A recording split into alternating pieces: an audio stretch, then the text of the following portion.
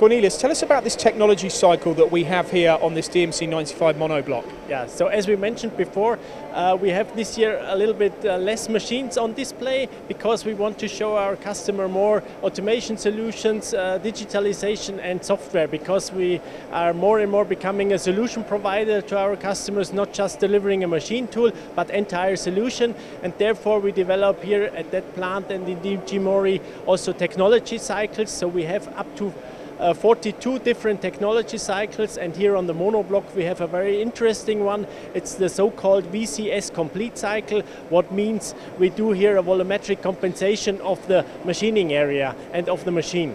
So what's the reason for that? Just to make sure that the machines hold in tolerance?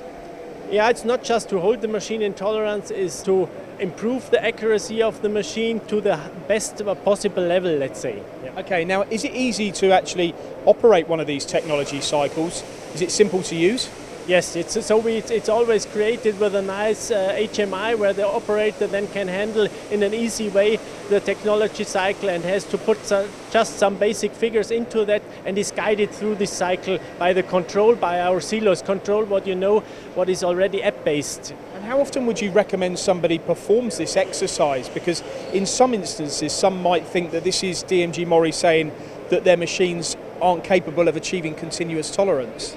Yeah, so basically I have to state that of course the machines itself are already on a very high accuracy level, but there you can get even to a higher level with using the CTS complete, and then it's up to the customer. So what kind of work he has to do and what applications are on the machine, but of course it would be recommended to do it, let's say, once a week or every second week to check the machine basically, and then you can also compensate these measured values to calibrate the machine to the best possible level, let's say. It's essentially a bit like a preventative as well, isn't it? For ongoing maintenance of the machine. Lastly, how long does it actually take? How long does the cycle take? Because people want to keep the machine running.